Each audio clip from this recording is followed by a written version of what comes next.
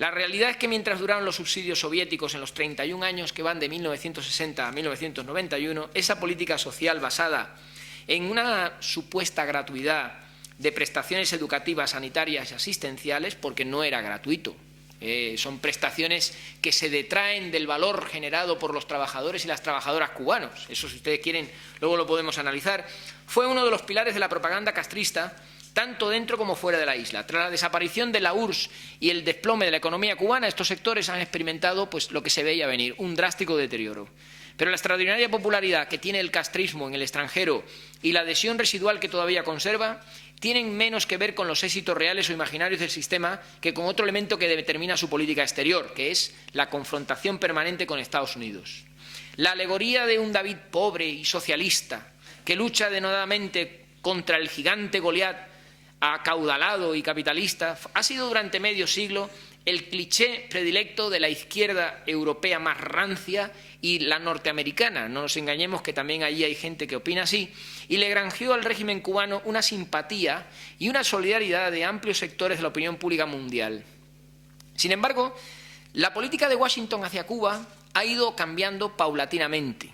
En los últimos días hemos visto que a Mariela Castro le han autorizado un visado para entrar en el país y a Eusebio Leal Spengler.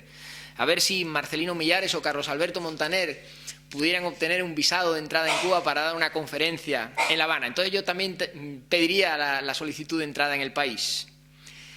Pero en el año 2012 en Estados Unidos reside más de 1 millón de cubanos que mediante el envío de remesas familiares, un tema que luego lo analizaremos, y visitas turísticas, están aportando a la isla un volumen considerable de divisas. Y gracias a la flexibilización de los términos del embargo comercial que impuso Estados Unidos, del que luego hablaremos también si quieren, hoy Estados Unidos es uno de los principales suministradores de comida y alimentos para la isla. Además, el gobierno da cada año 20 y tantos mil visados a los cubanos que quieran abandonar el país. O sea que el régimen de los hermanos Castro, lejos de estar sometido y aplastado por Estados Unidos, tiene en Estados Unidos un agente de beneficio extraordinario, y esa ficción del bloqueo y del embargo y todo este tipo de cosas no es ni más ni menos que un muñeco de trapo de confrontación diplomática que lo que ha hecho ha sido darle unas señas de identidad. Los liberales esto lo denunciamos permanentemente. No queremos que esto no se diga en ningún foro de los que nosotros nos encontramos. Y en medio de esos cambios internos y externos que están modificando el contexto económico del país, la Iglesia Católica se esfuerza por recuperar un poco el terreno perdido durante medio siglo de represión antirreligiosa y discriminación contra los creyentes.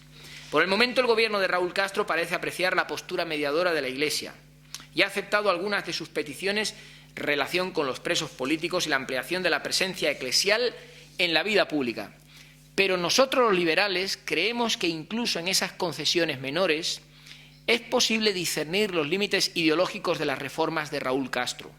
La Iglesia no tiene acceso a los medios de comunicación o se lo limitan de manera continua, que siguen estando controlados por el Estado, y tampoco ha conseguido el derecho a crear instituciones educativas propias, que era otro de sus objetivos. Por lo tanto, este es otro tema sobre el que, si quieren, también podemos luego después analizarlo. Y ahora entramos en la economía. Esta es la parte que he elaborado yo y, bueno, pues ya no voy a leer mucho más. Lo que voy a hacer es simplemente comentarles lo que yo estoy viendo. El problema de Cuba en este momento es que estamos ante un proceso de cambio que hacia el exterior algunos han interpretado como la solución definitiva, ¿verdad? Pero que no son ni más ni menos que cambios cosméticos y limitados. Y los economistas, que conocemos un poco cómo funcionan las economías, sabemos que todo esto que se planteó en el 6º Congreso del Partido Único de 2011 no va a llevar a ningún sitio, y que se ha concretado hasta ahora en una reforma laboral que lo que hace es echar gente de las empresas estatales improductivas y los lanza hacia un futuro incierto en el ámbito del trabajo por cuenta propia, una ampliación pero muy limitada de modalidades productivas no estatales. Les han dado campo a las cooperativas, a las empresas de trabajo mixto en sectores como la agroindustria, el turismo, la vivienda. Se han suprimido subsidios a empresas estatales, en gran medida porque el gobierno cubano está teniendo problemas de financiación, y por tanto tiene que reducir también sus gastos, y se ha producido un aumento de la flexibilidad en los mecanismos de intervención y control y la planificación a través de las inversiones. Esos son cambios, insisto, superficiales, que no van a alterar el statu quo existente y que no van a dar a la economía cubana el marco necesario para que se produzcan los cambios que se tienen que producir.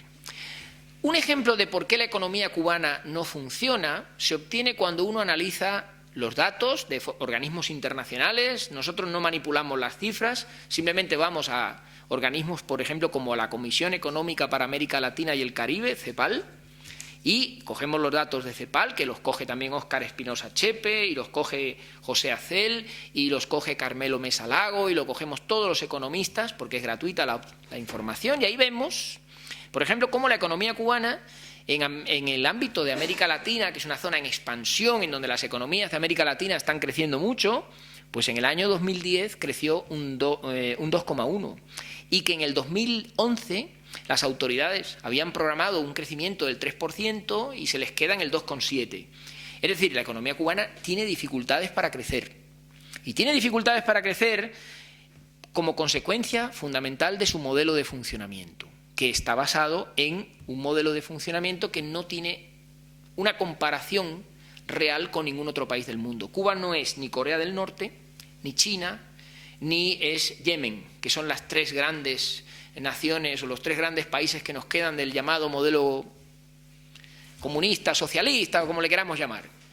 Cuba es una cosa indeterminada en donde sigue habiendo una confianza ciega en la planificación socialista, cuando ya se ha demostrado que eso no tiene ningún sentido, cuando lo que debería de haber es un mercado potente que asignara los recursos. Cuba es un país en el que la propiedad privada no se encuentra generalizada. Antes tiene propiedad privada un español o un mexicano que un cubano. Es más, la propiedad privada no se puede transferir, no se puede comprar y vender, no se puede crecer con ella, sino que está absolutamente limitada. Y, por tanto, el marco de la economía cubana sigue estando absolutamente controlado por el Estado en un 80% de los activos existentes en la economía. Entonces, esto no es China, no es Corea del Norte, no es Yemen. ¿Qué es esto? Bueno, pues esto es lo que la economía cubana en este momento tiene que resolver.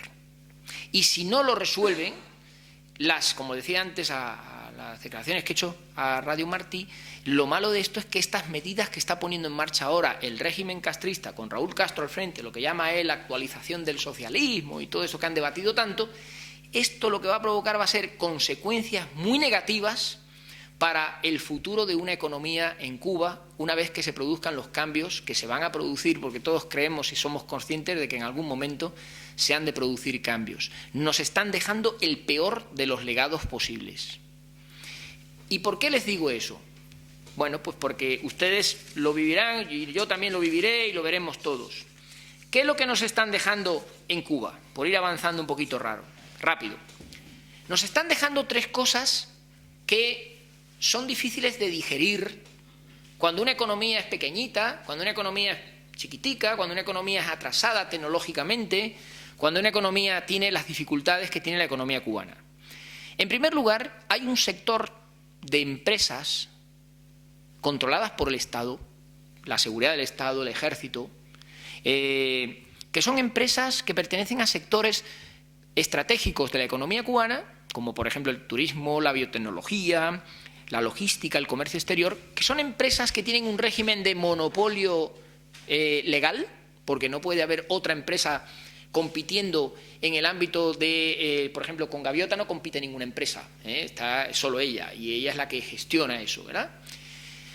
Y esas empresas se han creado en los últimos años, no son empresas que estaban antes de 1959.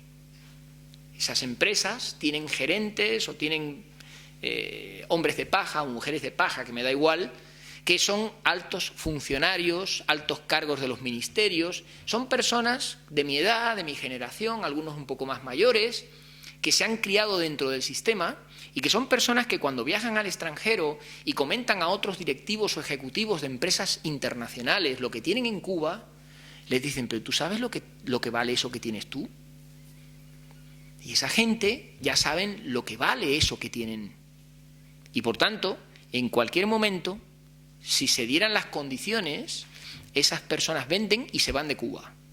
Y se van de Cuba como se fue Batista, cargados de dinero y sin ningún dolor de conciencia. Así, créanme, o sea, se van tan tranquilos porque se van con mucho dinero y lo que hacen es transferir esos activos, esas grandes empresas, ustedes conocen, yo no voy a decir nombres, pero si quieren les puedo facilitar algunos después, las ponen en manos de otros inversores internacionales, porque cubanos con dinero están en Miami, pero no van a tener tanto para hacerse con el control de esas grandes corporaciones, que van a ser corporaciones transnacionales con un gran poder económico, con activos muy importantes para comercializar en el mercado mundial y a las que yo les auguro un gran poder. Eso es un bombón, un pastelito en la puerta de un colegio de niños que salen con hambre a la hora de la merienda. Habría que asegurarse en manos de quién caen esas empresas, porque si cayeran en manos equivocadas, hipotecamos el futuro de nuestra economía por décadas.